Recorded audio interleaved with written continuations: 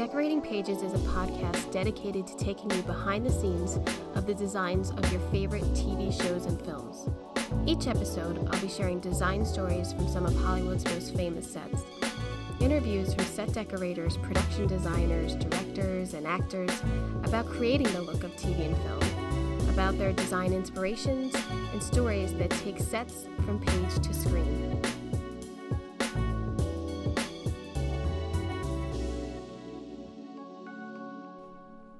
Hello, and welcome to Decorating Pages. I'm your host, Kim Wanup. How are you? How you doing? I'm feeling great. I'm feeling great because I finished For All Mankind Season 4, and I am done. The crew is still working. The swing crew usually stays on afterwards and wraps up the show a little bit longer. They are taking sets down and putting them into storage, and a lot of paperwork at the end, which, you sort of get emails here and there, but it's nothing compared to the day-to-day. I literally on this show, I was probably getting an average of 50 emails a day at least, between just drawings being released and meeting schedules and just bullshit. Call sheets and pre-call sheets and pre-call sheets. I never worked on a production. Well, it was helpful, but getting like pre-call sheets, okay. How much do I have to look at here? But it was helpful, but it's a lot. So I am glad not to have anything. And like I said on the previous episode, I'm still kind of in this haze of, I just feel like the phone's going to ring at any moment. I think it's anxiety. But there's also this restlessness of, I have this overwhelming list of personal shit to do and get to that you put off when you're working. And it's so overwhelming that I'm still kind of in a haze about it. But I'm actually going away. We're going on vacation this week. So I'm hoping to just relax. And then when I get back, I'll deal with it. How about that? But yeah, just enjoying not working. Let's put it that way. And I'm enjoying really diving much more into this podcast. I have a couple great episodes coming up. I have scheduled with some really great production designers and set decorators, costume designers. So a lot coming up, getting to it. I hope you are enjoying new posts that have been online in social media. And I started to take bits of episodes. I did mostly with Denise Pizzini, production designer, on the last episode on TikTok, and just taking little clips and showing you the work that she's talking about. So if you're not on TikTok, I don't know. I had to try to get it to a reel. I don't know how to do this shit. I need a class. That's what I really need, is a class to tell me how to do all this. Yeah, because I need that. But I've been watching a little bit of TV. I watched She Said, the film about Harvey Weinstein, production designer Meredith Limcott, and set decorator Philippia Culpepper. Philippia, yeah, I think I said that right. Great job. I've done the New York Times bullpen, dated, but it's a big job. It's a big dress. It's very contemporary. The film looks great. It's vibrant. The people's houses, I thought, were layered really beautifully of like having kids and small New York apartments. And I enjoyed those apartments of the main characters. I zipped through Hunters Season 2, which is rough. Hunters, if you're not aware, is on Amazon, and it's about unfortunately fictional or not, of people who are hunting down Nazis in the 70's. And in this episode, this season, they find Hitler, and it goes all into that. There's some rough scenes, but it's I find the design this season was done by Richard Bloom, and set decoration by Lynette McCowan. Fantastic. And I think that I saw some locations that I've shot in, like the Biltmore and shit. But I think a lot of their locations were, I don't know where they were. I was like, did they do all this in Hungary, or like where did they, Budapest? I don't know where they shot, but some really beautiful, decadent locations in that show. And since it's period, I just really liked it. But I did hurry to get through it because of the subject matter of like, I gotta get through this. But it's good. I liked it. And then here and there I'm watching Veep. I still haven't gotten to season 4. We've kind of slowed down in rewatching it, but still a great rewatch. If anyone's looking for a comedy to rewatch, I can't say enough about my own work. No. I didn't get there till season 4, but I love it. I love the show. So yeah, and I really miss it. As hard as it was, I miss it. So that's what I've been up to. And as you're listening to this, I'm on the beach somewhere in the world. So this is fantastic. But on this episode, I speak with set decorator Tara Stephanson-Fong. Tara grew up in Hollywood and was introduced to production design by her father, production designer Edward Stevenson, who decorated such iconic shows like my favorite, The Golden Girls. He did Good Times, Sanford and Son, Maude, and so many other iconic sets. It's incredible. So I am sure he had this passion and probably just adored that he could pass it on to his daughter. And so Tara interned at a young age and grew up around all this and was influenced, I'm sure, by all his amazing work. She was an assistant art director on some shows, and then she shifted to set decorating. And then she has such long-running hit shows for decorating. It's incredible. Third Rock from the Sun, That 70's Show, Greek. She did some Modern Family in there. Recently, she did the show Be Positive, The Ranch, which is on Netflix. And now she is doing That 90's Show, which is That 70's Show, but in the 90s. So she had the task of recreating a lot of the 70's show into the 90s and bringing it up to date for that era. It's fantastic work. And then, as if it's not enough, Tara also is the owner of Hollywood Studio Gallery, which is one of the best resources in Hollywood for cleared artwork for TV and film. Check them out at hollywoodstudiogallery.com. It's a gem. And if you're doing a tour of Hollywood for prop houses, you got to hit that one. It's one of the best. So, and I'm so glad I got to speak with her. I hardly ever get to see her. And I learned a lot. So I hope you enjoy. Scheduling wise, I never run into them. Right. I haven't been I finished my show in December and have been off. Oh, that's so nice. I think like everybody else, I think it's a weird time right now. Yeah, I just finished. I'm wrapping right now, and I'm kind of like, not a lot of people are. I know I'm not gonna first call, so I'm not right. Well, and like for me, there's not a lot of. I mean, I did a 1 hour, at the end of last year, and I'm like, where are the sitcoms? Ready for sitcoms to come back? And hoping that 90's gets picked up, but we haven't heard yet. I can't imagine it wouldn't. Yeah, I mean, you never know. Netflix is a little finicky. But you know, I watched the whole thing, and then I'm like, oh, well, she went home. Like, yeah.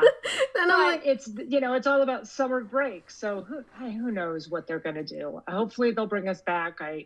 The producer reached out to me yesterday, going, "What are you doing? Are you working?" And I'm like, "No." He goes, "I haven't heard anything, but just checking to see what your availability is." They'd have to make the parents move back there. I mean, that would be, or I don't know. Or she goes and visits. Yeah. And that's her summer vacation visit. So yeah, we'll see. I guess we'll see. Yeah. I only watched that 70s show here and there, like in reruns. I didn't watch it when it was on. But I always liked it. I just never, was into it when it was on. And I thought, man, I wonder if there was, like, excitement to get back into that. Or was there, like, oh my God, I gotta find all this shit that I had for so long. And I gotta try to, like, make it look like it was, but different. Oh, well, I mean, for me, I went back and watched like the first 10 or 12 episodes, 10 or 12 episodes. I bought the DVDs because it's nowhere to be, it's not streaming anywhere. Oh my God. And then I was like, I haven't looked at that set in 15 plus years.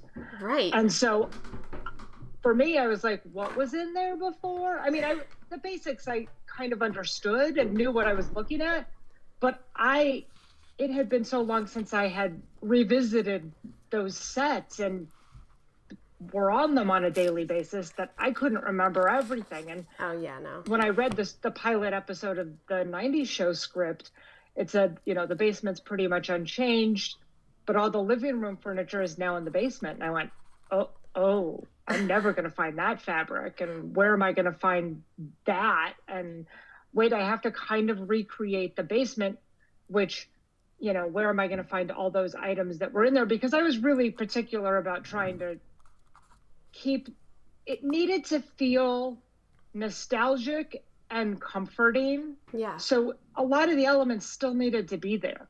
Oh, yeah. Because you have people who are such fans of this show, and you want to... Huge fans. And you, having done the show, you want to do it right.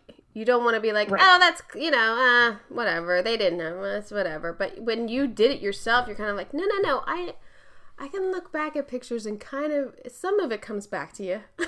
I'm sure. I mean, it was as crazy as me sitting down and making a spreadsheet of every set and trying to find elements that were there the first time. So there's a American flag trunk in the basement that I was like, okay, let me see if I can find that. But I mean, I literally made a spreadsheet of like, okay, this wall, and these are the items I'm looking for. This wall, these are items I'm looking for. Smart. And then it was just kind of recreating and then updating as we felt was necessary. Like, we felt that the dryer in the basement probably is still running from the 70s because it's only 20 years later. I have a dryer that still works, but my washer crapped out. So I bought a new washer. Right. So we kind of played on that idea. But then, you still want to have those elements that are comforting that are there. We had some clearance issues because there were different clearances for artwork and such. So I couldn't bring back, some of the original 70s posters that we had in the basement the first time. It's so crazy. And you're on streaming. That's what's so crazy to me. Exactly. Yeah, that's stupid. But, I couldn't have, most of the posters that were in there. So we created our own for the show. And still gave it that homage to the 70s show. Yeah. Was anything given to Fox, like archives, that you were able to bring? No? Nothing. Really? I mean, now, I will say, Deborah Jo Rupp, who plays Kitty, reached out to me immediately and said, I have the grapes that were on the living room table. Aww. I have the cheese grater lamp that hangs above the sink in the kitchen. She's like, I have all the art glass from the 70s. Do you want me to bring it? Now, she lives on the East Coast, and she was driving across the country with 2 dogs and a friend of hers. And I was like, do not pack your car up with a bunch of stuff. If I get desperate and I cannot find stuff to replace it, I will reach out and let you know. But that's super kind. Completely. And admitting that she took stuff, which everybody does. Everybody does. I was gonna say every actor took stuff. I mean, I was having a hard time finding this little orange stool that sits in the basement. And then I get a random email from Ashton Kutcher's assistant saying, hey, Ashton and Mila have this stool with the knitted pillow. Do you want it? And I was like, yes, I will take it for sure. Oh my God. That's so, insane. You know, because that was something I was like, I think I have to have this made because I can't find it. I was wondering that with like patterns and fabrics, how much you had to have made to I had duplicate. The living room sofa, the 70's living room sofa made from a photograph. Wow. And and what about I mean, at least you only had to have one thing. I mean, yeah, I mean, and I had to have the chair made too. The green chair from the sofa. I mean, from the living room. Because they didn't move that down. He kept his chair. They moved that down. No, they moved it down. They did move it down. I couldn't find it. No. And so I was like, I found a chair that had similar bones, and then Warner Brothers Drapery and Upholstery did their magic and built it out to make it look like the chair that was there. Amazing.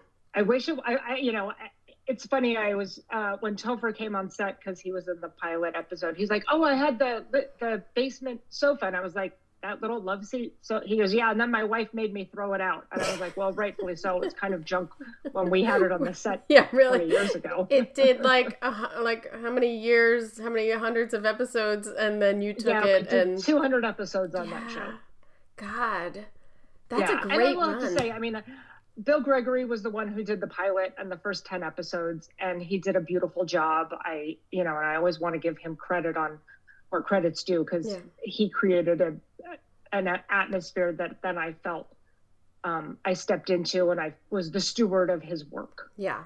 There's always something, because I feel like I take over a lot of shows. There's this respect of, they made this decision for a reason, or like I always think like, oh man, I would have never thought of that. Like I would have never done that. And then we added along the way, and you know, it grew and changed slightly, and at that time it was very much like, let me see how much more we could add to it, but with staying with what the original vision was. Yeah. And then with 90's, they kind of let me do they were like, you know, kind of let me go with it. That's awesome. There wasn't a lot of input other than what was scripted.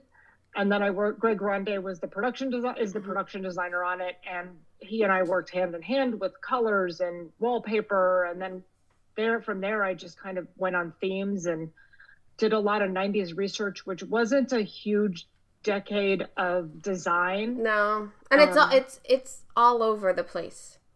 Completely all over the place. And this takes place in 95. So I felt like it still had a little bit of an late 80s influence in terms of colors and that sort of thing. And we also felt that we didn't want to do too much. Like, we wanted to keep the architecture the same. We wanted to keep it as if whatever the changes they did were something that was still within their wheelhouse of maybe they did it themselves. Like Kitty made new curtains for the house, right? And they painted themselves, re-wallpapered themselves. They live on a modest budget. Yeah. And so we didn't want it to be over the top or too jarring visually either. No, I think it's a great job paying tribute to the previous show, but bringing in these 90's elements so you don't still think you're in the 70's. Like, I think especially the girls' bedrooms, I think, are fantastic. Yeah, they're fun. I felt like for Leia's bedroom in their house, it was Eric's old bedroom. Right. Which is kind of funny. And then, but we also wanted to make it like, this is the bedroom that Kitty decorated for her. Yeah. And when she comes to visit, this is the place. So there's still childish type elements and then a few Eric elements in there. Yeah. But also, you know, it's the guest room also. So I do too think like it's so important to sell the decade with the bedding and, like you said, like the curtains. Like you had some bubble curtains. There was like, oh yeah, we did some balloon shades. Yeah, balloon. Yeah. And a lot of ruffles. There's Yeah. a lot of, a lot of florals, because that time Yeah. period was like a lot of crazy florals and ruffles and plaids on top Borders. of chintz and I know. too much. There was I'm a so lot. glad it's behind us. I know. It really couldn't figure itself out in the 90s. Okay, because there's also that like super modern, like really minimalist sort of like geometric shape type like design going on. But So we're also, weird. we kept going back to the fact that they're living in Wisconsin. So Midwest, not LA or New York design aesthetics, but more of like a smaller town Midwest kind of feel. The girls' rooms, I loved the stickers on the wall that said like, Gwen's room. Riot Girl. Yeah. Which, I mean, I was a teenager in the 90s. I never knew about Riot Girl or anything like that. I don't know. It wasn't happening in South Jersey. I don't know. But I did a movie that was all about, like, that movement. And I was like, when was this? Where was I? Like, it just wasn't in my world at the time. That was, I think also with Riot Girl, that kind of movement was actually, like, more in the late 80s, early 90s. Yeah. But it still continued. I mean, completely. Yeah. But I think it sells that character too so much. Completely. How she's so different from Leia. Yeah. Right. And the stickers are middle fingers. Cool. The stickers being middle fingers is pretty cool. The full rebel for sure. Yeah. Because you don't really catch that till they do a close-up in the later episode when she's on the bed. You don't catch that their middle finger's sticking up, which is fantastic. I know. I watched it with my husband because he never watches my shows, which is kind of funny. But sometimes I'm like, let's watch it. Yeah, me too. Because I was like, I'd like to see how it all turned out. And he was like, what is that? And then I was like, oh, they're middle fingers. He's like, you can get away with that? I was like, well, it's Netflix. It's Netflix. Sure. I mean, what was your prep like to get it all together and find everything? They gave me a very generous prep of 6 weeks, which is unheard of for a multi-camera sitcom.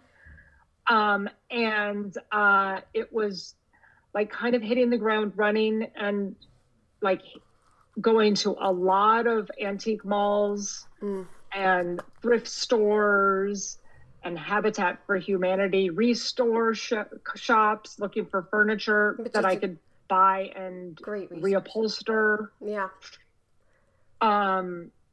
We rented a few items that I just couldn't find anywhere. But for the most part, we bought absolutely everything. And then it was a lot of like Etsy and eBay. Yeah. Wherever I couldn't find it out in the real world.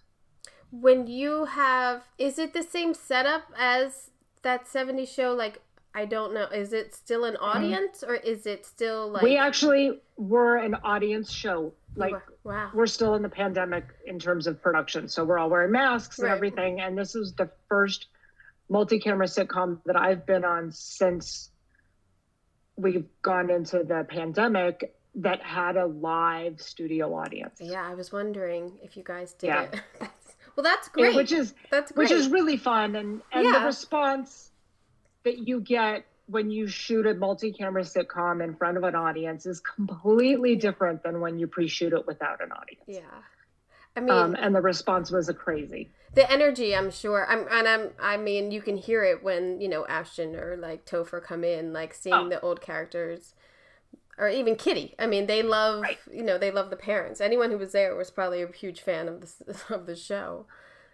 I stayed for the first the pilot shooting of the first episode with the audience, and just the response to seeing the actors they call them the legacy cast now. Oh, yes. Generous. And the legacy class. That's fantastic. Response to it was just crazy. I mean, people went wild. But the opening scene with Kitty in the kitchen, dancing and making a sandwich was crazy too. The audience just was so excited to see her and Red back. Oh. And they look good too. They look fantastic. They look good. I don't know how. I'm like, Deborah Jo, how do you look so fantastic? I know. She's such a spark plug. Like, she just keeps and going. So much energy, and then they're the nicest people. Oh, that's fantastic. Yeah.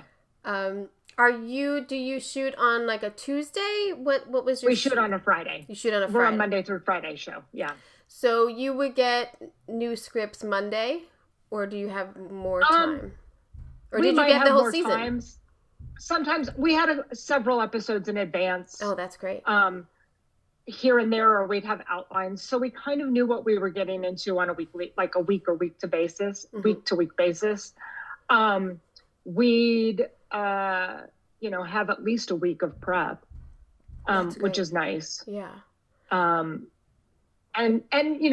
for me, I wanted to, when we would do sets like the Hub, which was an original set from the 70s show, we wanted to give it an updated feel, but still feel nostalgic, but give it, they've painted the walls, they've changed the artwork, and still feel the same. That's so fun for the viewer too, because you're discovering little nuggets of what you used to watch, and then it's like updated, and you're like, oh yeah, for the 90s, that color, that would have gone that color, and like, right. No, that's great. The mall was a big set. I mean, it was a huge set, and we created that whole sharper image set. I literally found a vintage sharper image catalog, and I went on eBay and Etsy and started buying all the products in their original packaging. Perfect. And then we had a graphic artist recreate all the packaging, and then we made all those boxes. So everything in there we made from scratch, from original boxes and products. That's amazing. Because and then like all the Gap is vintage Gap clothing that I found online. I know. It's weird because 90s clothes is kind of coming back. I know. In a little bit. Pants. Yeah. Oh, yeah. A little bit. No, it's nuts. I also was thinking as a decorator in the video store, because I've done video stores, and I'm like, oh my god, a video store, and I'm just looking at like, oh my god, they had to make all those boxes. Like, I know you had to make. We actually thankfully didn't. You didn't? Who had them? Lenny? We got some from Lenny and a lot from Alley Cats. Oh, that's great. Yeah. Oh, that's great. I know, it was, thank God, we went in and I was like, what do you got? And they're like, we have all these boxes. I'm like, send us everything. And literally we went through absolutely every single videotape box, looked at the dates, if it was after 95, then we were like Googling, we're like, when in 95? Right. Summer, fall, before July. If it was after July, we'd kick it to another, kick it back in the box, and then I would have put it on a bottom shelf. No, we had enough. Thankfully, we had enough to fill it. But yes, the initial read of that in the script, I was like, oh, how are we going to do that? And thankfully, we were able to put together enough videotapes to fill out the whole store. Oh my god, that's fantastic. I've only done, I think I've done it twice, and I know both times, like, we just had to make the covers and slip them all in, or like whatever. Like, it was. We made our own covers for the video store logo, like the Blockbuster one. Ours was called Video Haven. We made those ourselves, but like all the sleeves of the videos that were on the wall and on the shelves, we were actually able to use. Netflix is pretty flexible in terms of saying it's being used in the manner in which it's intended. Right. We're not featuring anything. The ones that we do feature, then you have to create your own. But everything else we were able to use, thank God. Which should be the rule everywhere. I mean, it's, exactly. The clearances has become such a nightmare. It really is. Such a burden on our department to and like check things out, and you're waiting for approval and it didn't get cleared and now we can't use it, and then they're asking for it on set because nobody else knows that you can't use it. Right. But it's just a nightmare. The clearance is just a nightmare. It's and especially on every level. Yeah. And I mean network's worse, but it was a lot better on streaming, and now they're sort of catching on or something. I don't know. Well, in terms of artwork, it's always going to be an issue. but we had a great graphic artist on the show, and I sent her, buy a ton of magazines, and I'd scan them all, send them to her, and I was like, can you just make new covers for me? So she made, Oh, that's fantastic. 90s appropriate covers for everything. So knowing that we were in the 90s, it's like, okay, we've also got to deal with like vintage clearance. Yeah. Which is also another issue. Yeah. Because some things it was easier for us to make stuff than it was to try and find. I sourced a bunch of great vintage posters, and we just couldn't clear any of them. Yeah. I know. Because I was just in the 2000s for my show. Oh, yeah. And it was like, we got all these posters like Kelly Slater, and we tried to get the Matrix to like put up, and it was like, no. I'm like, we're streaming. Like, why can't we just shoot this shit? It's ridiculous. I know. It would be so much better if it wasn't such an issue. But there's too many people involved, unfortunately. There's too much fear of getting sued. And what I believe is the people who are making these decisions are lawyers, but really have no idea what we're doing down there or how we're using these things. Like, it's not going to be like in your face Matrix the whole shot. I just want to put it in the background to show this guy's into Neo. Like, I'm not, they're not going to smoke it. They're not going to talk to the poster. Like, they just don't get purpose of how we're using these things in their right, intention to use. And then they just say no. And we lose a little bit of character development, I feel. Completely. No, I completely agree with you. I think that when you have to create something, while they may be great, you definitely lose the authenticity of it when it's not the actual poster. Yeah. Luckily, we have a lot of talented graphic artists in our world and can pump it out. And we have sign shops that can pump it out too. And framing, framing is huge. That's also huge. So, yeah. I loved the 90210 episode. Oh, that was so much fun. That was like, oh my God, I would have died. I would be like, oh my God, they're bringing on Brian Austin Green. This is fantastic. Well, and I read it and I was like, are they really getting Brian Austin Green? Yeah. I feel like he was really into it. It was funny. I think he was. I wasn't. I'm trying to remember. I think I saw the first rehearsal, and I was like, before they shot, because I think he only came in the day we shot. He didn't come in for the whole week of rehearsals. He's busy. And I saw him, and I was like, he's into it. That's yay. Playing it. That's what made you. You got to give into it. Yeah. I mean, you have to remember, none of these kids were alive when that show was on. That's depressing. Isn't that depressing? I know. But it's the same thing happened with the 70's show. Like, most of those kids had never, been alive for... That's true. Some of those scenarios. It only hurts more because No, trust me, I was alive for both of them. So it's very like all my PAs now were born like in the 2000s, and I'm like, what? Do you know about this? Like, I know. There was a lot of things for period show this season that I was like, do you know about this? Oh, no. I mean, even my buyer, I was like, how old are you? Can you channel your teenager? And she's like, oh yeah, I can channel my teenager or my early tween age or for that. Yeah. The chick who played Leia, I thought was really good. I don't know where she's came from. I mean, I loved her. I think that this is her first show, and the Turners, Bonnie and Terry Turner, who did that 70's show, who came back to do this time, found Topher. 70's show was his first show also. Oh, wow. Yeah.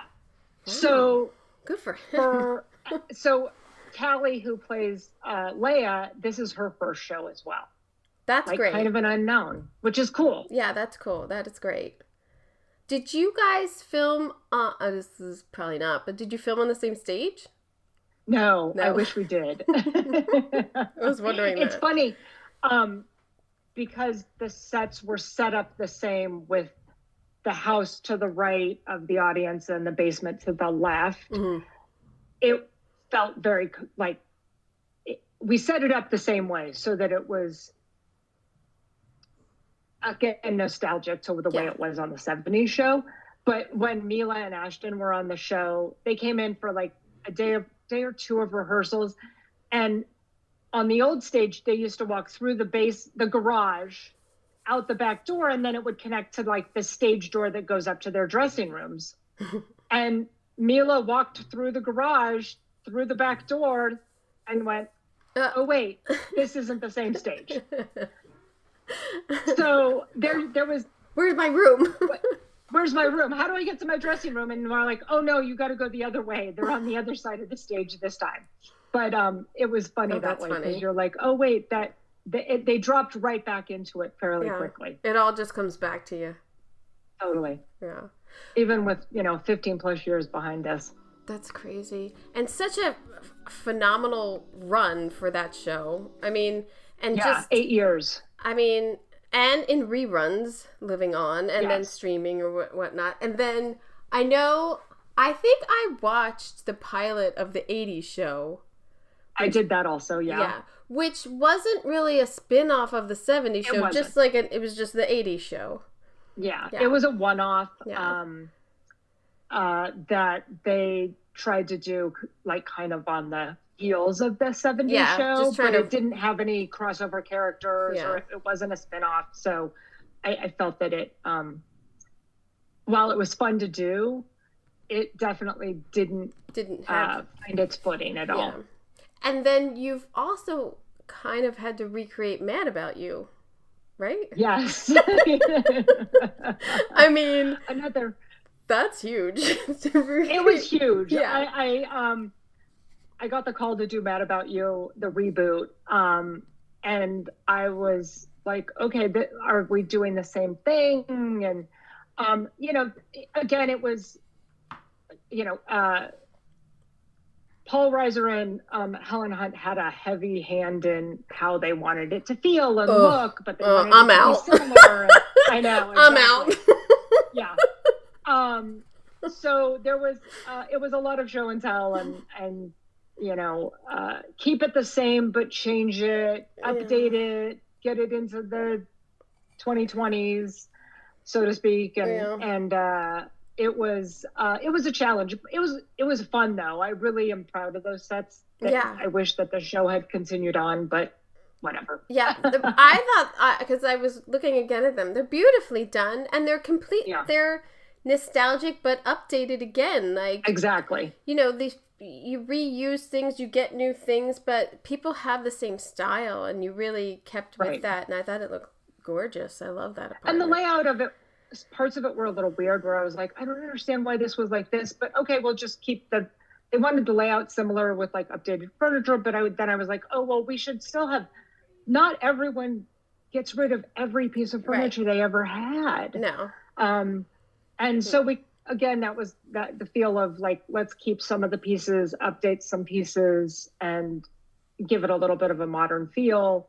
I know we completely redid the kitchen. So that was like a whole new space. And then their bedroom still, I wanted to give it the same feel. Paul Reiser had the piano in his house. So we went and picked that up. Oh. He's like, oh, I have the piano if you want it. And I was like, sure, we'll take it. Yeah, why not? Because it would fit if you have the same floor plan, it fits perfectly, and they totally would have kept that. They're never getting rid of a piano. It's a little weird that it's in the bedroom, but we're not going to go there. You didn't make that decision, Tara. You didn't make that. I did not. So.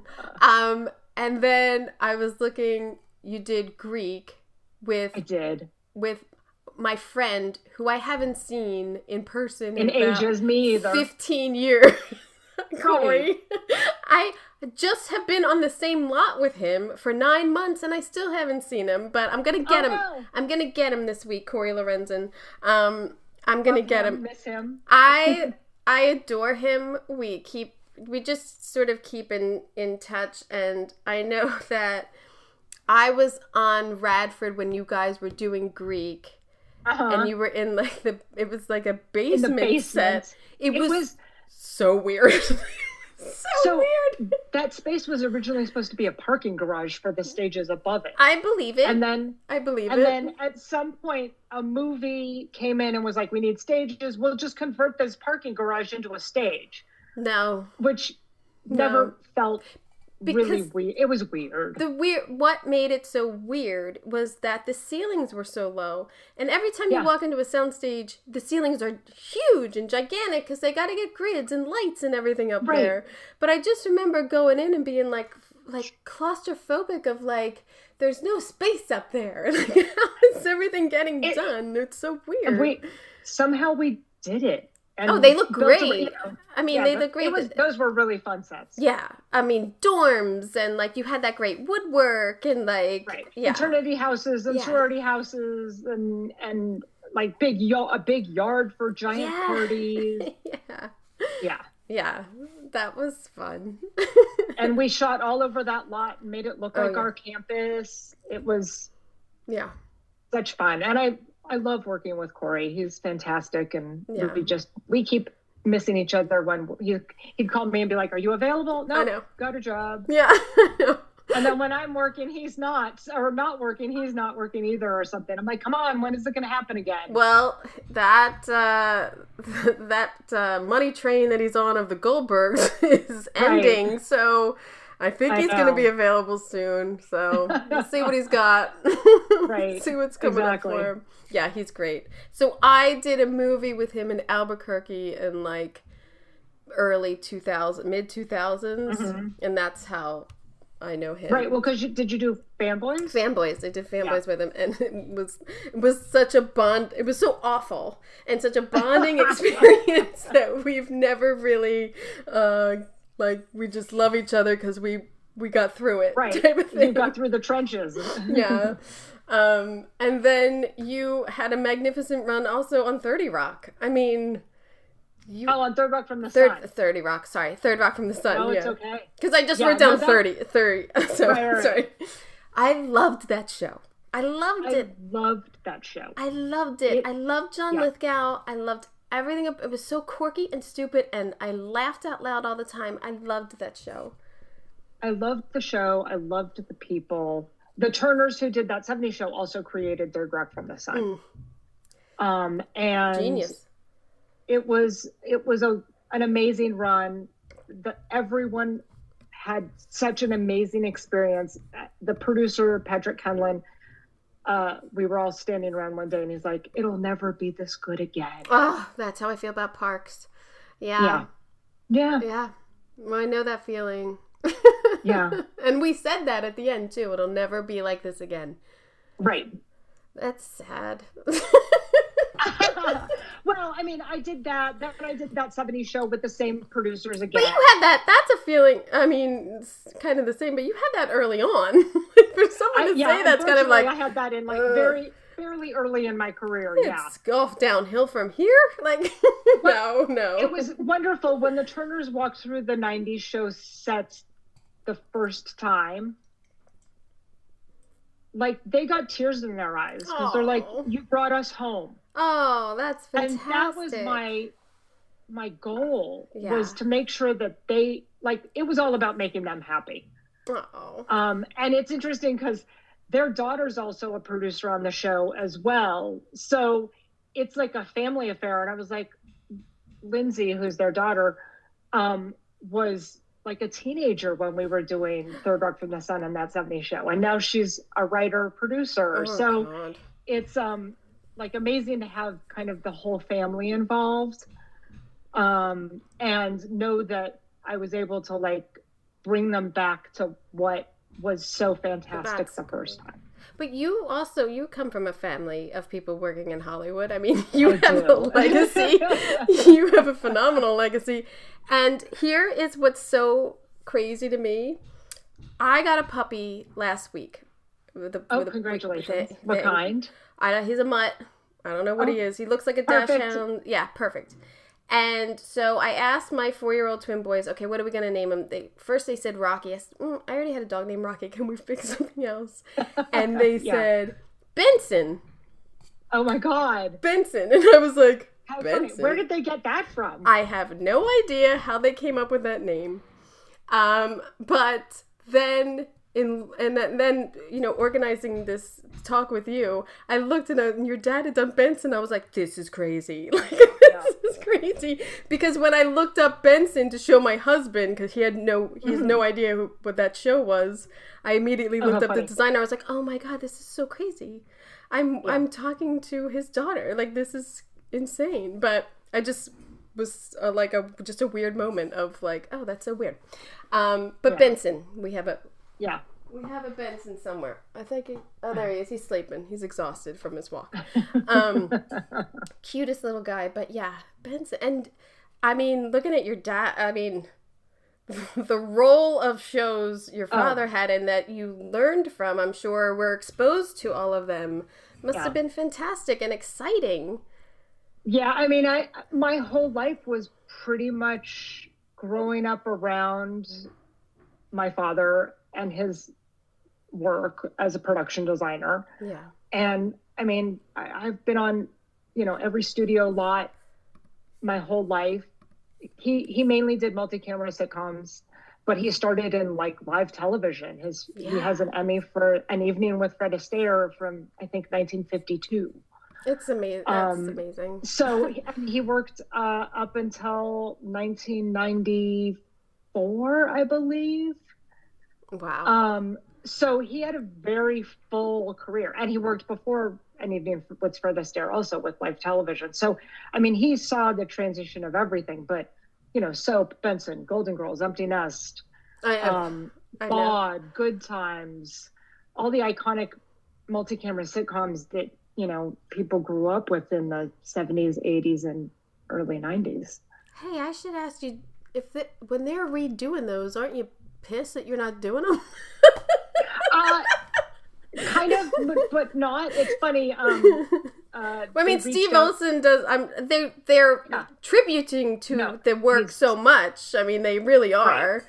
But I think Bernie Visca did the one with Good Times. Oh, right. So I was like, this is where you need to go. My dad, I can't even remember I'll say in the 80s, my dad donated a large collection of his drawings to the UCLA Film and Television Archives. Oh, fantastic. And then when my father passed away, I donated all of his drawings and photographs to the Art Directors Guild. Oh, that's awesome. So between those two locations, all of his drawings, or most of them, are somewhere to be found. Yeah. It's funny, Steve Olsen reached out to me because he thinks that they might be doing mod. Yeah. And he's like, are there drawings for it? I was like, well, these are the only two places I know of that they are. Unfortunately, he hasn't found them yet, but they're still looking because there's thousands of pages of drawings. It's funny too, because you, as a viewer, sometimes you miss little niches and everything that they actually built into sets. So it is really great if he has those drawings, I'm sure. Completely. But yeah. Oh my God, it's amazing. Did he bring you on set when you were little? Did he teach you drawings? Like, how did you get into this? I mean, well, I've been going to sets my whole life since I was little. I mean, I remember being on the set of Soap and on the, it seemed normal. He'd take me to they used to shoot 2 shows on a Friday night. Wow. Even when I started working as a set decorator, they would shoot 2 shows on a Friday night. So he would take me to the first show. He'd go and sit in the booth where they would be with the director and the technical director.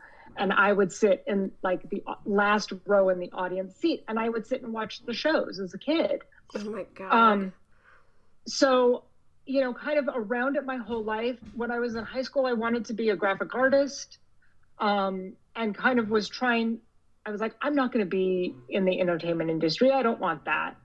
And I wanted to design packaging and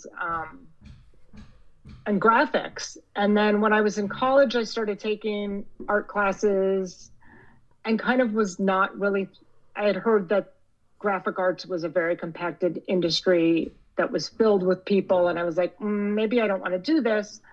And I talked to my dad and I was like, if I take all these classes, would you even consider like hiring me? Even if I start as a PA, I'll like sweep the floors. I don't care. And so I took set design and theater design and all the classes, that's awesome.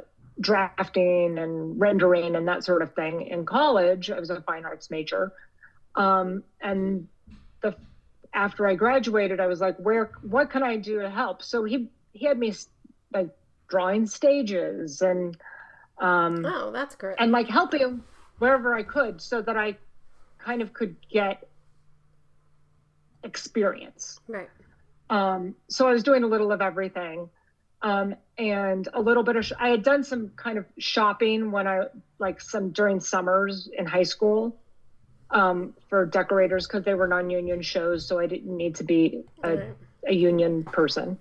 And when I graduated, I was like, what can I do? So I started, drafting and doing a little shopping. And then one day he's like, okay, I need you to sit in this booth and watch those monitors and make any changes that need to be happening. And it was kind of thrown into the fire for sure. That's the way to do it. That's the way to do it for sure. And then I just kind of have gone from there. I worked with him for 4 years. They were probably 4 of the hardest years of my career. Oh, wow. Because at the time he was doing 7 shows. Oh my goodness. As a production designer. Yeah. This was in like the early 90's. Wow. Yeah.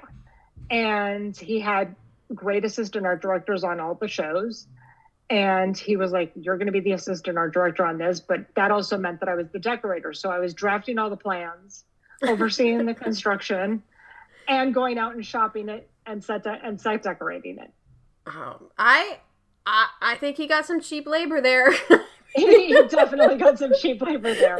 And I was able to get in the union, the set decorating union during that time. And then when he retired, I put my name out to production designers and I was hired by Garvin Eddy to actually set design for Grace Under Fire. And that was such a good show. It was, yeah. Yeah. And in that time, Rochelle Mosier was decorating Third Rock from the Sun and the show Sybil. And Sybil got to be such a huge show that she couldn't do both of them. Mm. And because I had my set decorating card, Garvin said, would you consider decorating the show Third Rock from the Sun? And I was like, sure, why not? Yeah. And I jumped right in and fell in love with the whole process and fell in love with decorating and working on that show. It was such a charmed situation. I'm sure with your dad, like learning from him, like angles, I would think that, because to me, multi-camera is all about angles.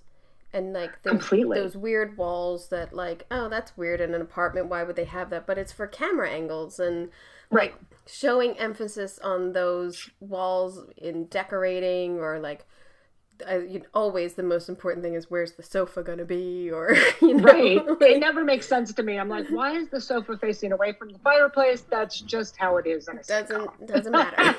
It doesn't matter. The weirdest thing to me watching a sitcom is when they try to show that fourth wall. Oh, that's always so weird. Like it works in that 70's show with that spin camera. Like it works. Yes. And we built it out. Like we designed it like the fourth wall makes sense in that space. Yeah. You know, I was like, what would be on this fourth wall? And I created a little sewing nook for Kitty and the TV and, you know, like things that were kind of there before too, because we didn't want to make a lot of changes. But yes, sometimes when we do a fourth wall, it just doesn't make sense. They do it on the Connors sometimes. Uh-huh. When they're in the kitchen. Because I don't know why. And that's got weird angle. That set has a lot of weird angles. It's very weird when they show that, like, by the fridge angle or something. They're trying to get the backside of them. It's like, it doesn't look right. But it also, to me, is like when they want to put a backing wall out there, make it a hallway, And then it's all of a sudden it's like no one cares about texture, or like they didn't get the molding up in time. And then we just get like a flat painted wall, and they're like, oh, make it, just extend. Make it look good. And you're like, well, I don't know, put some artwork up there off center and some sconces or something. Maybe put a sconce, maybe a narrow console table if we can fit one in. There's not a lot I'm going to do that's going to make this look real unless you give me something to make it look real. And sometimes I feel like fourth walls are like that. Like, they're sometimes they're pulling in that wall sometimes, and so. Because we want to shoot outside this window through the. I mean, we did it a little on the 90's show, but they were able to rake the camera enough that we didn't have to put in a fourth wall. Yeah. And sometimes the production designer actually designs it with the intention of a fourth wall going in. Yeah. And that makes sense. I'm obsessed in my world with always like color palette, and I look a lot on shows of like trying to guess that in a way of like, oh, they're muted here, or they went brighter, Did your dad teach you about camera with colors or anything like that? Is there anything specific in multicam that you try to stay away from, or you always go to, or? I mean, early on when we started, when the cameras were videotape. Right. Right. We had to really avoid like white. Yeah. Red is sometimes a little too hot for the video, but that was videotape. Now we're in 4K, and you can kind of do everything. So much has changed in the 32 years that I've been doing this. Yeah. The new cameras are actually, I think, too good. Yeah. Oh yeah. And like, are we seeing that? Do we need to see that? Too good. And I have a real lighting problem with like fluorescents and LEDs, and this doesn't work, and now this flickers, and like, so the new cameras really are so intense that they pick up on all these lighting nuances, and it's a whole another layer of job for us. Completely. With lighting. And it also depends. It depends on like DPs. Like the show I just finished was a single camera show, and the DPs wanted to light everything with our practicals. Yeah, that's the new world. That's it. That's the new world. Yeah. And I was like, okay, then you give me that light bulb so I can walk around with it, so I can make sure it fits in the fixtures that I get, so that we can accommodate your needs. Oh, I said, then you give me the money for your lighting package, and then I can go out and buy 7 different lights that then have to get tested, and only one works, and then can I even get get more of that one? This last one is a joke. This last show I've been on, the lighting, it's a joke. It was such a pain in the ass. With multi-camera though, the DPs are pretty accommodating, and it's not, because it's still kind of on the theatrical end of things. Right. Because it's a three camera, it's a proscenium type setup. So it's not quite as bad. Yeah. But but with the LED lighting, it's like in California, it's impossible to find an incandescent bulb anywhere. We can't even get incandescents sent to us on Amazon. Amazon's like, sorry, you like that fixture? Too bad. We don't send it to California. Exactly. Yeah. So for us, it's, we stockpile incandescent bulbs because we can't get them. Yeah. Which is so frustrating. Yes. And Amazon's equally frustrating. Yes. With not being able to send us that sort of thing. Yeah. But it over the years, it was a lot of like his theory, which has changed a lot, was that your set dressing and the art and all that kind of is not supposed to upstage the actor ever. Yes. So for when I first started, it was more about keeping it kind of really neutral, and less statement-y. Where now, I think almost anything goes. They're looking for bold and interesting artwork. And I mean, you still want the actors to be center stage, and you don't want, anything to jump out at you. Right. But the more I watch shows and do them, they're looking for something that's more interesting and less neutral. I mean, I remember when I first started, I felt like the beige sofa was like the king. Right. And now kind of anything goes. Yeah, especially with like patterns. I always fear pattern sofa because of how wardrobe has to work off of it. Completely. The costume designer and supervisor who did 70's came back and did 90's. Oh, so we already had it was a really nice chemistry with us.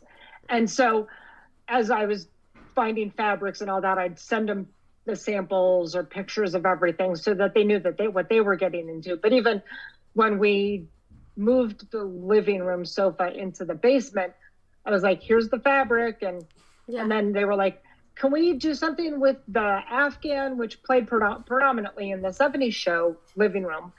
And I was like, yeah, let's fold it more or put it on the arms so it doesn't, because they're like, we're having so much trouble with the pattern and the sofa and the Afghan and then putting our actors in clothes.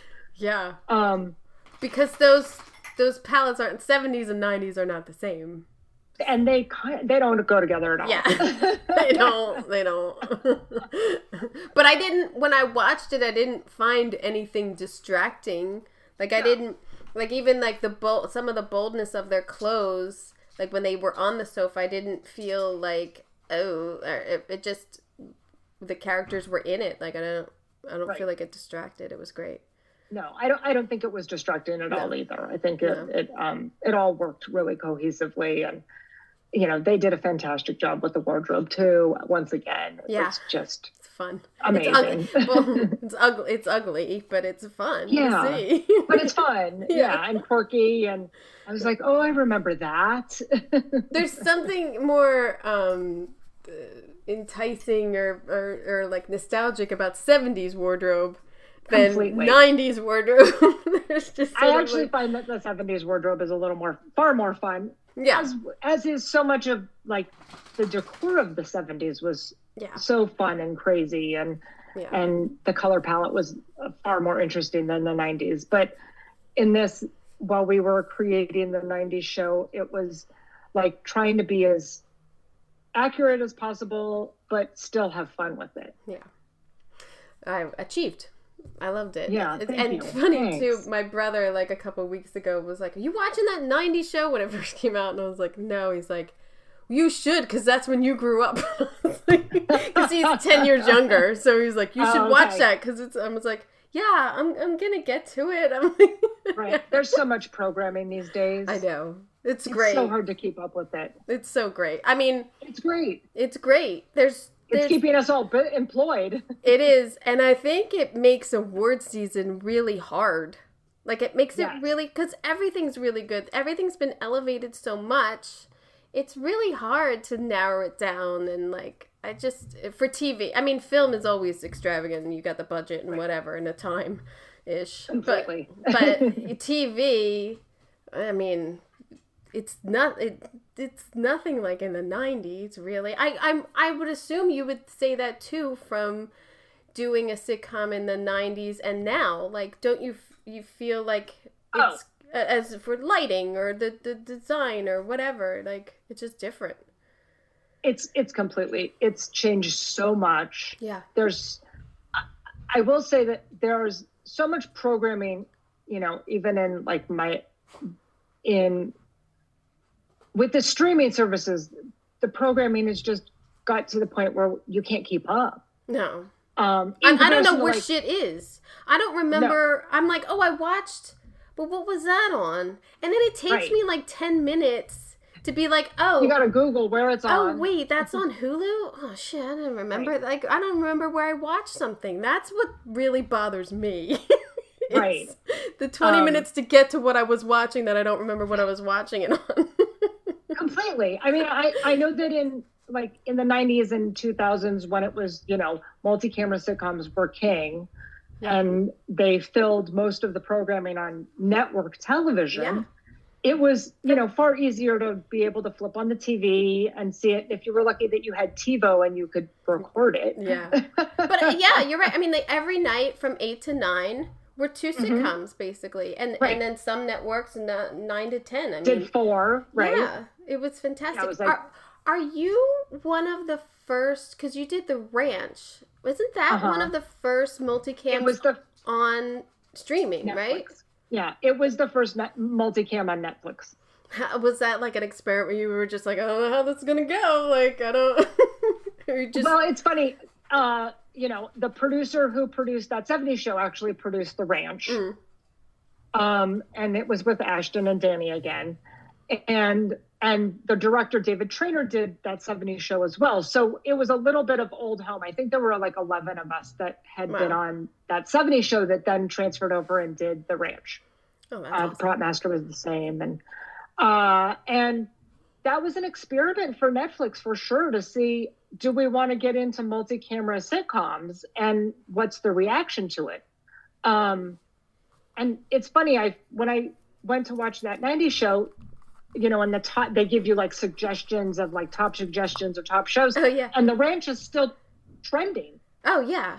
These years, 5 years later. It still comes up on mine too. Because I watched the first couple episodes when it came out thinking like, how are they going to do this? Like, how is this? And it's the other thing that's weird, I don't know, for me or for you, is when you do something on streaming, it's just out.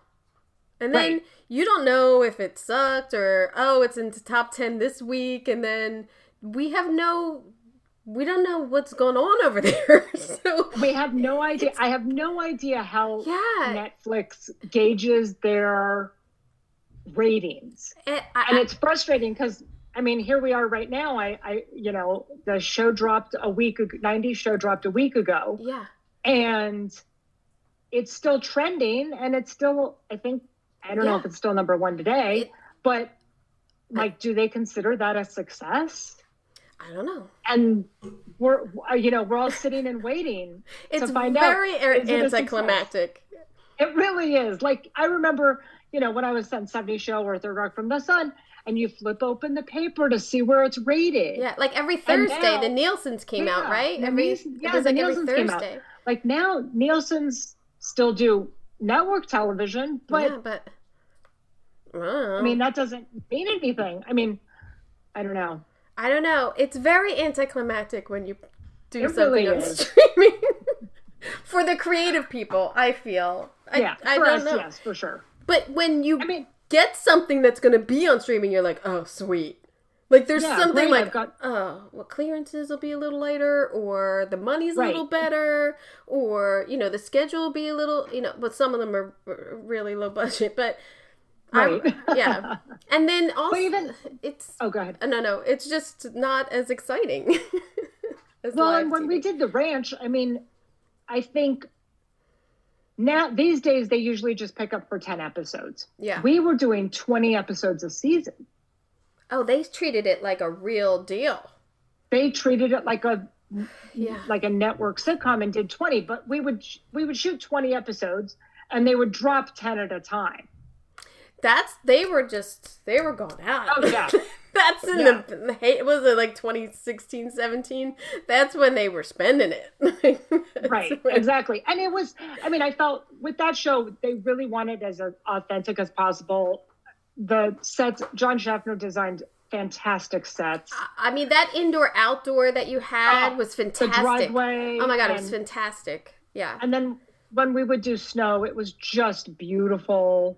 Oh, I don't know. Like, we'd snow in that whole set. Of course, we had snow everywhere for years. Yeah, fake. But it was, they wanted it like gritty and rustic and aged, and everything we did had to have a patina on it. And it was so much fun to do. And it was like, I'm a city girl. I was born and raised in Los Angeles. So for me to do like ranching, it was outside my scope, but I just wrote it right in. Yeah. Well, that's the fun part. Then you get to like live vicariously through characters and like, oh, what would they have? And like, right. Yeah. No, that's And great. I got excited, like they bring a cow on set, we had a pig on set. I'm like, I'm so excited to see, like livestock. Yeah, in our sets, shitting on our sets, like and they think it's real too, like Right. Yeah, I those sets are fantastic, and that had a decent run. That was a couple seasons. Yeah, 4 years. Yeah, that was a good one. It was a really good run, and it was kind of like they set it up. It was set up like regular broadcast network sitcom schedule, where we would start in like August and shoot through till February. So it was, the luxury of that was so great, because we were like, oh, we're coming back next season. Great. I can take a hiatus during the summer, maybe go on vacation. We're just kind of show to show and waiting it out a little bit. It's been a long time since it was like a regular schedule, because even when I bounced back and forth, you never really knew, or like they would overlap, or like then you don't have any time off, and right. Yeah, it's exciting. No. It is. Can we talk about HSG? Sure. Can we talk about the best artwork in the business, and how you curate like running a prop house and having a awesome career? Like, I don't even know how you do that. Well, I'll start with, my dad started the business in 1978. It's Hollywood Studio Gallery, and he felt that there was a missing element in set decorating, prop houses. I mean, even when you hear about like the Brady Bunch, and you're like, well, that painting was from the Paramount prop house, and it was on, these 16 other shows. And, right. So it was, he, as a production designer, he felt that there was a niche for artwork. And in 1978, he founded Hollywood Studio Gallery. And at that time, it was basically like a collection of stuff he found at the swap meet, worked with art companies to buy art, and he grew it and hired great people, and curated a huge collection of art. I think we have over 50,000 pieces of art and wall decor. It's fantastic. In our inventory right now. And gosh, I don't know, maybe 15 years ago or so, when my dad, maybe a little longer now, 20 years ago, he kind of retired, I took over and ran the business for him. And it just was about kind of filling in the niche of what decorators were looking for in terms of art, and kind of growing it. And we do all our own custom framing. The framing is always as well as framing for the industry, for people who bring in their own artwork. And it's just been about like collecting and finding new and interesting pieces from all over the world. And how do I do it? I have really great employees that you do allow me to decorate. Wonderful employees, I must say. As well as, continuing to shop and look for art to bring in to grow our collection, because you can't let it get stagnant, because then everyone's like, well, I've used all these pieces. I don't have anything else. I can't use anything else. There is always something new when I go in, which is always like, oh, who can I use that for? I think that's one of the things that really prompts a great prop house, is when you see something and you're like, I need to keep that in mind. I need to use that piece. Like, curating things like that isn't easy, because what works for, one show isn't going to work for another, but you somehow keep this huge collection that works in modern and, dated, you're doing like a dated hospital. You got it. Like and I have to say, the framing is so key, because a 90's framed photo is much different than totally different now. So, and you have those gems in your prop house that are awesome, that are go-tos also. So I can't thank you enough for keeping it updated and fresh, and, always wanting to see what's new. And again, your employees, I adore. So Yeah. I adore them myself. Fausto, It's yeah. all of them. Yeah, all of them. And for that, it's it's funny, when I was on 70's show, I couldn't use 90% of my collection, and which was really frustrating because we were buying a lot of modern art at the time, and I'm like, well, one day I'll be able to use it. So when I finally got into like contemporary shows, I was like, oh yay, I can finally use some of this stuff. Right. But we find that you have to continue to grow and find new stuff. And for sometimes it's not even like getting a lot of new stuff. It's maybe revamping it and putting new frames on it. Yeah. Rehanging it in different locations when people didn't see it before and now they're seeing it for the first time. Yeah. But I'm in the same way. I'll be walking through any prop house and go, oh, I got to remember that piece for next time. Yeah. Yeah. And, every decorator is going to decorate. We can all be given the same exact script and the same exact set, and every decorator is going to do the set completely different.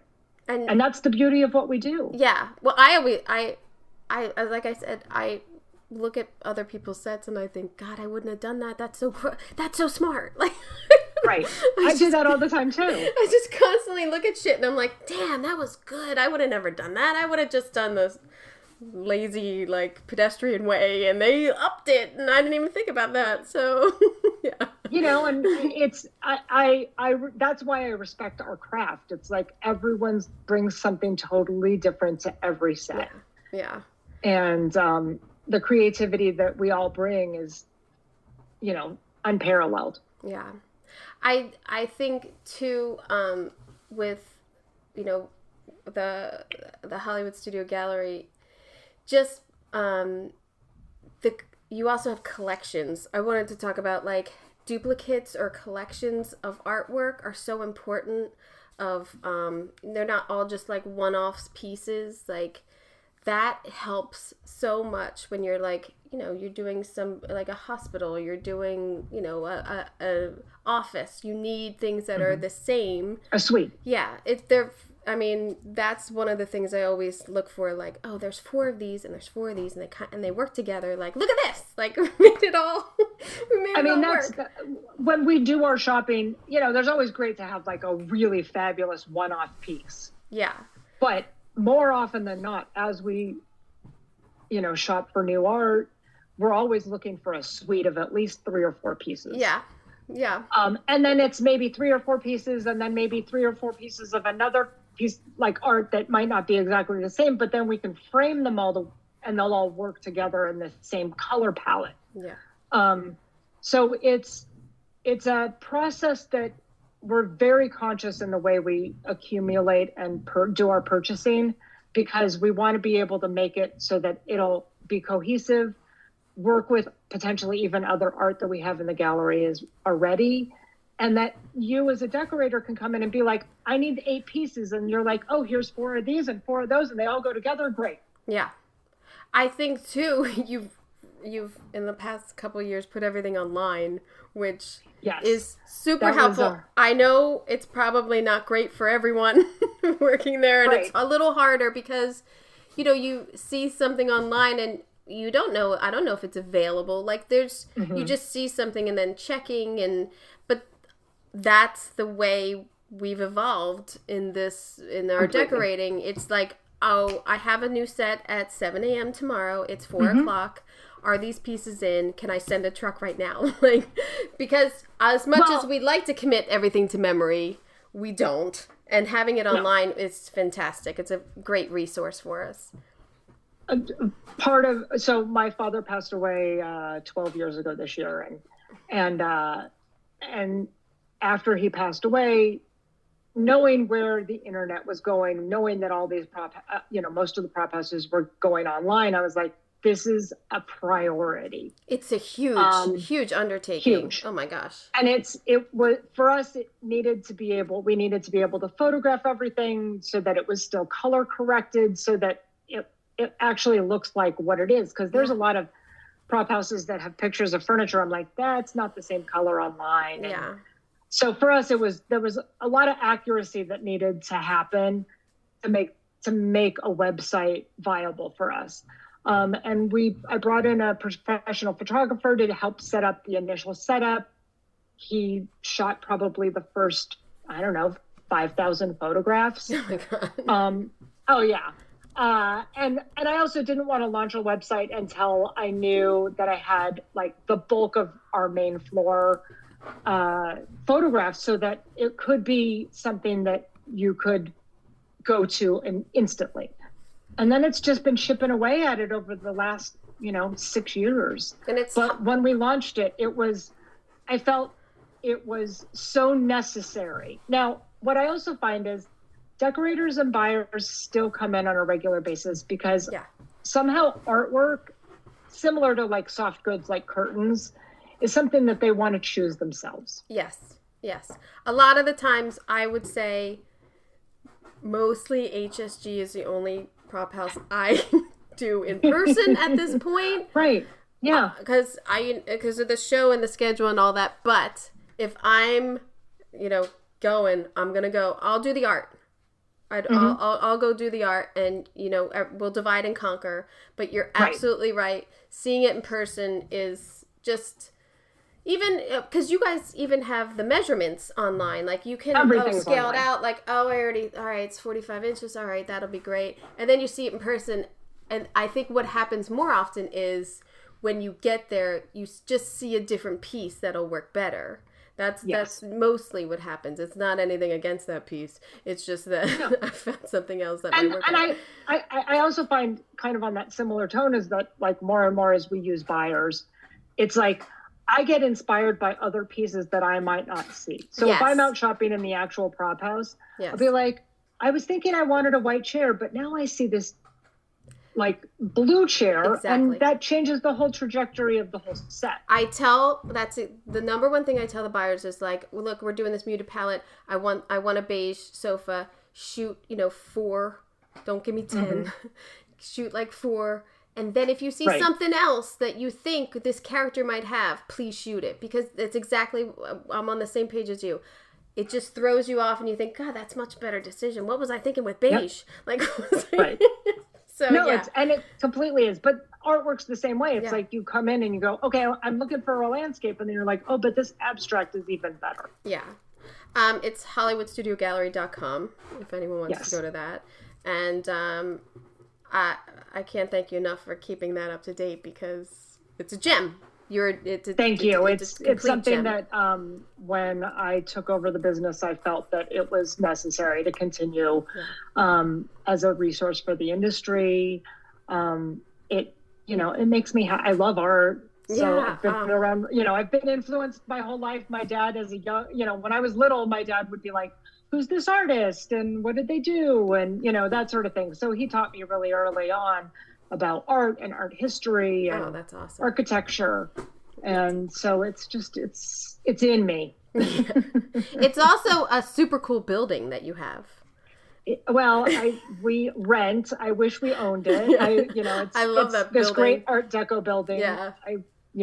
I do love that building. And I always like when you go, it's just a weird thing, but when you go upstairs, you're back in the photography section, and then you go down that little hallway. I find it so creepy, and you have like the old portraits there, or you used to, and I'm always like, the creepy portraits. This is the creepiest. Like, I love this hallway because it's creepy, and it's a teeny, little. It's just a little narrow hallway. It doesn't have a lot of lighting, so it's kind of like a little spooky. Yeah, I love it. I think like we have no ghosts though. Oh, I was gonna say I feel like that's probably where the ghosts hang out, but maybe not. I've never seen or felt them. Yeah. Not like at Warner Brothers. No, Warner Brothers is totally haunted.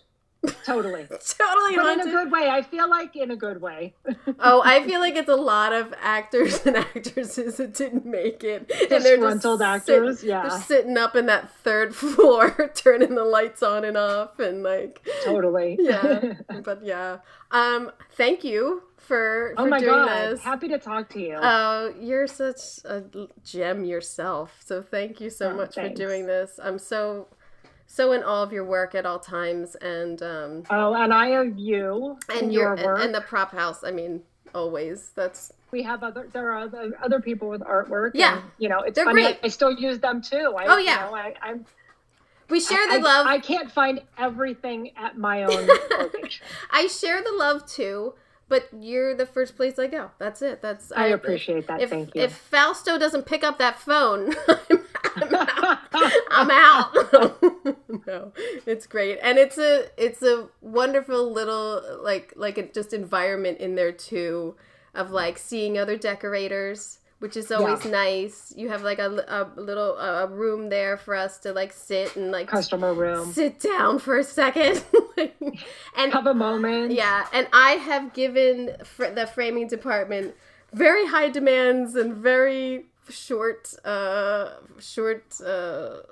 like getting pieces done, and they've always done it wonderfully, and I'm always appreciative of them. So thank you. You know, the beauty of what we're able to do with our frame shop is that we keep some stock in stock. So we can if we have the molding in stock, we can turn it around in a matter of hours. Oh yeah. And if need be. Yeah. I don't want to say that on a regular basis, but you know, and if you need to order framing in, we can do that as well. But we also have like great resources that we're able to pull from to be able to turn artwork around in a fairly quick time to meet the demands of our entertainment industry. Yeah. If you're going out to like Michael's or Fast Frame, they don't understand how we work. No, I've never. And that we need it overnight. No, they don't get it. And that's just not their model. That's not what they're there for. Not at all. They're there for like, pick it up in 2 weeks. And you're like, excuse me? Excuse me, I need this yesterday. I would say on impeachment, I had so many pieces done for them, and such the quick turnaround, and they just always, I'm always marveled at their work. And we had such specific pieces done, even on For All Mankind, with all of these astronaut and badges, and like the mats. I had them like, can you cut this out so that the badge is in there, and then I got the signatures, and they were so into it, and it was great. Is it Corey? Oh yeah, no, Cody. Cody. Yeah, Cody's so sorry. Really mastered kind of those specialty type mats for like flags and pennants and badges. Oh and yeah. We did a ton of work on Top Gun Maverick for Jan Pascal with all this military stuff and special shapes and framing and he just somehow honed his skill and just has been able to master it. Because the great thing is too, like I come in with an idea that I found online or like I've seen in somebody's office, and he has some better, well, why don't we just do this, and why don't we give it 2 colors, and I can make it, I like a thin mat. I'm like a weirdo, and it's always trying to talk me out of it, and I'm like, no, I just want a thin mat around. I don't know, I want the artwork more. I don't know, I'm weird, right? But there was like, there's this one up with this thin mat. Like, so yeah. Well, some of it you have to do about scale with the size of the frame, or it's going to look weird. And, but I understand. You want to feature the artwork. That's why you're framing art. And I learned from that too. It's all learning too. So, well, thank you for giving me this time. Thank you so much. Fantastic. I really appreciate it. I love the show. Happy to talk about our craft. I know. Working on shows that we get to do. That we're blessed to be able to do. Yes, really. And hopefully someone blesses us with some work. I really enjoyed speaking with Tara. She's wonderful. She's sweet. She's kind. She's interesting. She's so talented. And I found so eloquent in her description of how she works and working with her father and such great little tidbit stories of, actors hanging on to set dressing and offering it up. I mean, how nice was that? So, yeah, I really enjoyed speaking with her. And like I said, I barely get to see other decorators. So this is one of the great things, this podcast, of like seeing and talking to people. And as I said last episode with Denise, who I am friends with and hung out with a lot, I never get to see them. And then the pandemic, and then I moved. And so I'm probably just using this podcast to keep up with people at this point. So yeah, I thank her immensely for giving me some time to talk about the 90s show, and I buzzed through that quickly. It's a good time. I love the throwback to 90210. The sets were fun and interesting in the throwbacks, and seeing the updates that she was able to give these sets. I just think it's fantastic, and it's fun. It's a fun show. So what do I got? So coming up soon, I have production designer John Pano, who does The Last of Us, which if you are not watching The Last of Us, you're missing out. It's awesome. I didn't say that top of the show, but yes, I've watched the first 4 episodes of The Last of Us, and boy, that 3rd episode with Nick Offerman is phenomenal television. Production designer Jenny Mueller, she has the film Sick, which I think is on Amazon. I'm blanking on what it's on. A really interesting horror movie that has a very up-to-date and topical influence of horror in it. That's all I'll say. It's pretty good. It's good. And hopefully soon enough, I'll be talking with set decorator Claire Kaufman, who currently has the film White Noise that is making all sorts of awards buzz. And up and coming, she has Oppenheimer. So, yeah. And I have more scheduled, but as I said, I hate to actually give out who's coming up because schedules change and it doesn't work out, and then I feel like I led you on. I don't like to be a tease like that. I don't know. But thank you for listening. Again, check out Decorating Pages TikTok, Decorating Pages Instagram for our posts, and you can check out the Decorating Pages shop on Etsy for pieces of Decorating Pages swag and some little things I might have designed that are on there. Just check that out. And if you're not getting the newsletter, just sign up at the Decorating Pages podcast website. Okay, I did it. I said all that. I really hate the self-promotion. I'm really actually not into it, if you can tell. But I hope you got an earful. I'm Kim Wanup for Decorating Pages. Welcome to Pro Tips for the Pros, brought to you by Floor & Decor Bailey's Crossroads. In this series, we'll explore essential advice for professional contractors to deliver outstanding renovation results. Let's dive in. After completing the renovation, follow up with the customer to ensure their satisfaction and address any remaining concerns. Provide maintenance tips and guidance to help them preserve the results of the renovation for years to come. Thank you for joining us for this pro tip on planning thorough renovations. Stay tuned for more expert advice brought to you by Floor & Decor Bailey's Crossroads. A lot of people tolerate ordinary. Ordinary bathrooms, kitchens, entryways. Well, not on your watch. If you're a pro, you've got a new partner in town. Floor & Decor. From tile to wood to stone, Floor & Decor has more styles and job lot quantities of Schluter, Mapei, Laticrete, and other brands pros trust. Come see a whole new way to wow with Floor & Decor. Coming soon to Bailey's Crossroads.